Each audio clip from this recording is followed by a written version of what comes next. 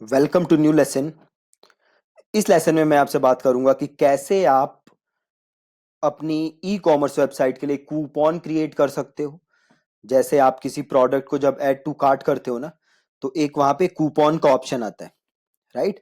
तो मैं आपसे बात करूंगा कि कैसे आप वो कूपन क्रिएट कर सकते हो।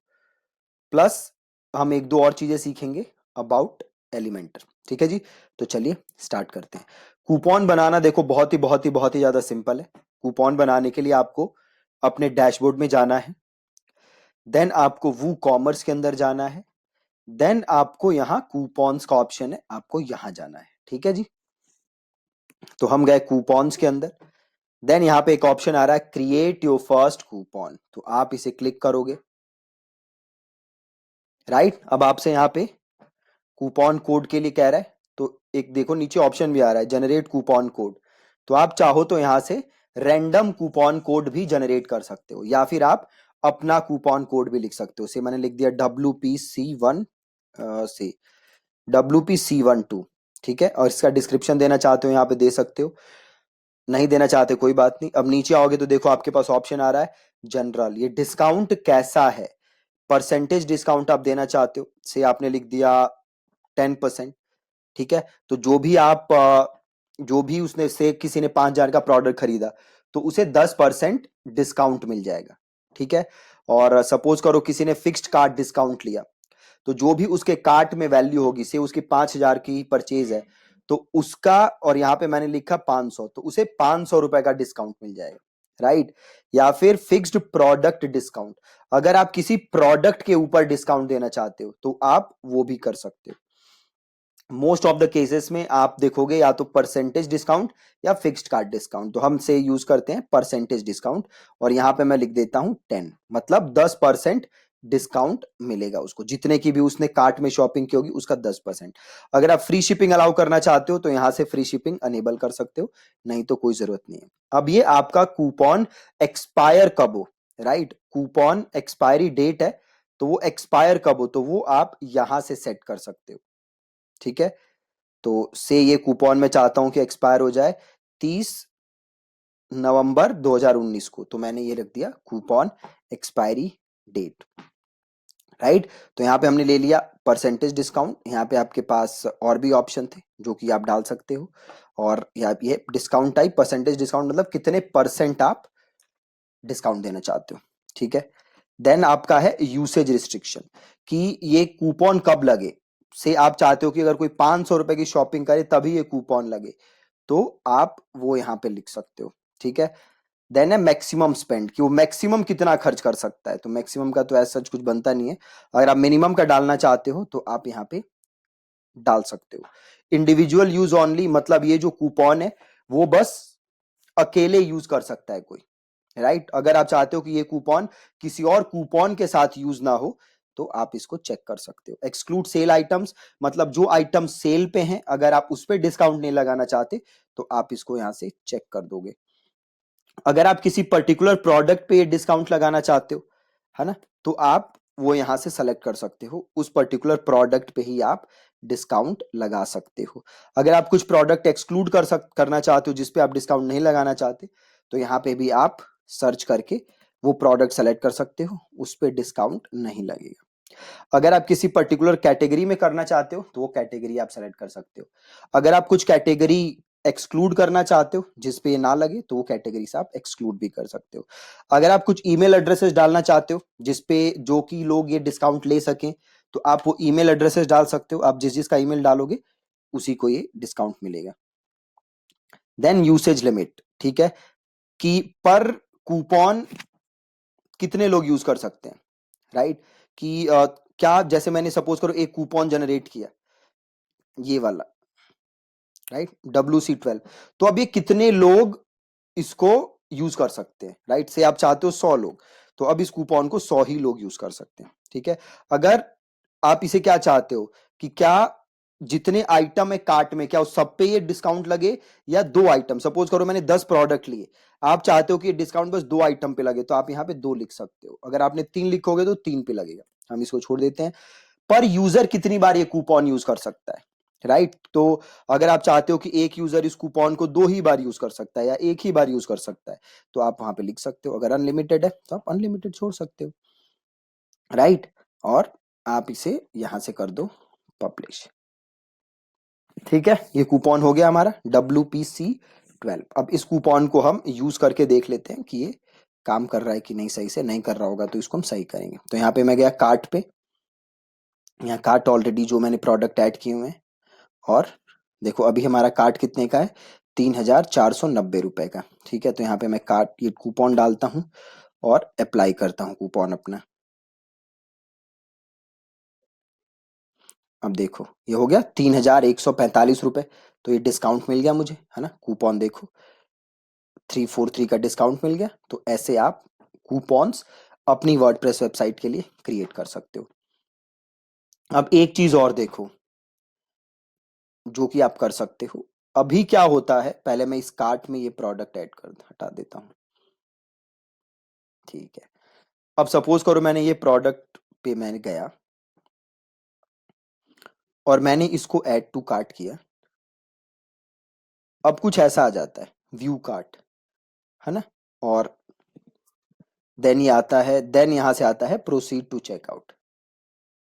अगर आप चाहते हो कि आपका यूजर सीधे यहां पे आ जाए, ये जो बीच के स्टेप आ रहे हैं ना फालतू के, वो ना आए, तो हम वो काम भी कर सकते हैं, राइट। अभी देखो क्या होता है, चेकआउट करने के बाद ये पेज आता है, देन चेकआउट पेज आता है।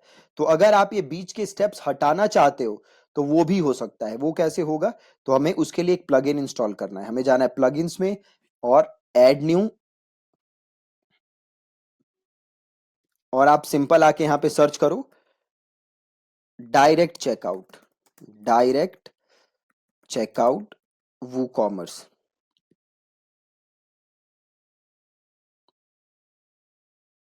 थोड़ा सा वेट करो, सर्च हो जाए। डायरेक्ट चेकआउट वू कॉमर्स आपको करना है। फिर क्या होगा, वो जो बीच के बटन्स आ रहे थे ना, वो बटन्स आने बंद हो जाएंगे, और वो सीधे जो आपका यूजर है वो क्या कर सकता है, सीधे चेकआउट कर सकता है। ये जो बीच के स्टेप्स आ रहे हैं उससे आपका यूजर बच जाएगा, राइट। तो एक बार हम इसको दोबारा सर्च करते हैं, डायरेक्ट चेकआउट सर्च मारते हैं बस, ये आ गया ना, direct checkout for WooCommerce. ठीक है, और इसको कर लो इंस्टॉल। इंस्टॉल किया और इसको कर लिया मैंने एक्टिवेट। अगेन जरूरी नहीं है कि आप ये इंस्टॉल करो, बट अगर आप चाहो तो यू कैन ट्राई दिस। यहाँ पे देखो आ गया होगा, है ना। डायरेक्ट चेक, सॉरी डीएक्टिवेट नहीं करना था, गलती से हो गया। अभी इनएक्टिव में जाके उसे दोबारा एक्टिवेट कर देता हूँ।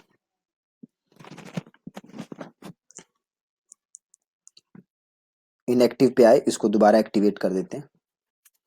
मुझे सेटिंग्स में जाना था बट गलती से वो डीएक्टिवेट हो गया। हम वापस आते हैं, राइट, हम जाते हैं सेटिंग्स पे, राइट। अब यहाँ पे कुछ है क्या, कुछ है नहीं। तो सिंपल अब जाओ वेबसाइट पे जाते हैं और एक नया प्रोडक्ट ऐड टू कार्ट करके देखते हैं, और अब देखते हैं कि क्या होता है। सो सपोज ये प्रोडक्ट में क्लिक करता हूँ और इसे करता हूँ ऐड टू कार्ट। अभी भी आ रहा है वैसे तो।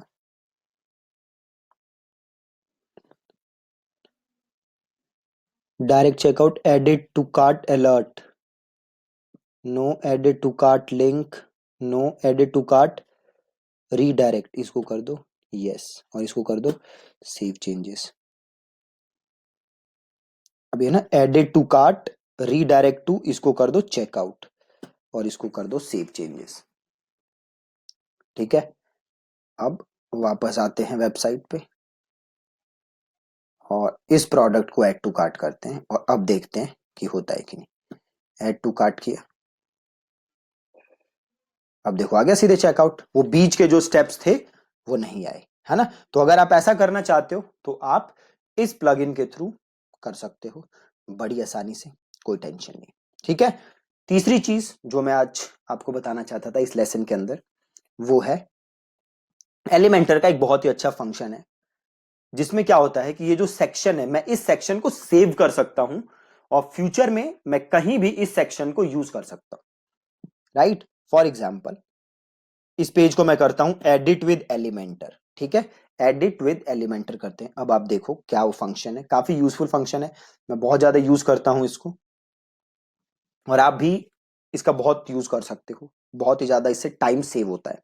अब देखो इस फंक्शन से आप कर क्या सकते हो, तो एक बार ये प्लग लोड हो जाए देन देखो आप इसका कमाल क्या है।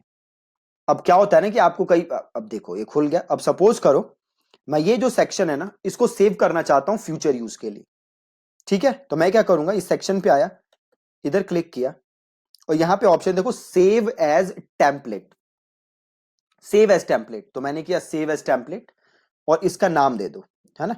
इसका नाम क्या है, ये है कुर्ताज लिखा और मैंने किया इसको सेव, राइट, सेव हो गया। अब यहाँ पे क्लोज कर दे, इसको क्लोज कर देते हैं। अब देखो, अब सपोज करो वो सेक्शन मुझे यहां चाहिए, यहां पे, तो मुझे दोबारा बनाने की जरूरत नहीं है वो सेक्शन। मैं क्या करूंगा, सिंपल देखो ये बटन है, इसको क्लिक किया ऐड टेम्पलेट और ये रहा टेम्पलेट कुर्ताज, यहां से उसको इंसर्ट कर दिया और इसको कर दिया यस, आ गया। मुझे दोबारा बनाने की जरूरत नहीं पड़ी, ये जो मैंने बनाया हुआ था इसी को मैंने दोबारा यूज कर लिया। इससे आपका बहुत टाइम सेव होगा, राइट। तो कई बार क्या होता है ना, कई सेक्शन होते हैं जो हर जगह यूज होते हैं, आपने एक पेज पे यूज किया, इसको फ्यूचर में भी यूज करना है तो आप इसको सेव कर सकते हो और जहां भी आपको जरूरत पड़े आप यूज कर सकते हो, बहुत ही आसान। तो इसको हम बंद कर देते हैं, इसको अपडेट कर देते हैं और हम चले जाते हैं वापस। ठीक है जी, तो ये 3-4 चीजें थी जो मुझे आपको बतानी थी आज। बाकी वर्डप्रेस में लाखों प्लगइन्स हैं, तो आप अपनी रिक्वायरमेंट के हिसाब से प्लगइन्स को एक्सप्लोर कर सकते हो। आप देख सकते हो जो भी आपको रिक्वायरमेंट है उसके लिए प्लगइन अवेलेबल है ना। तो आप ढूंढ के जैसा भी प्लगइन चाहिए आप उसे ढूंढिए और यूज करिए, right. Thank you so much for watching this lesson.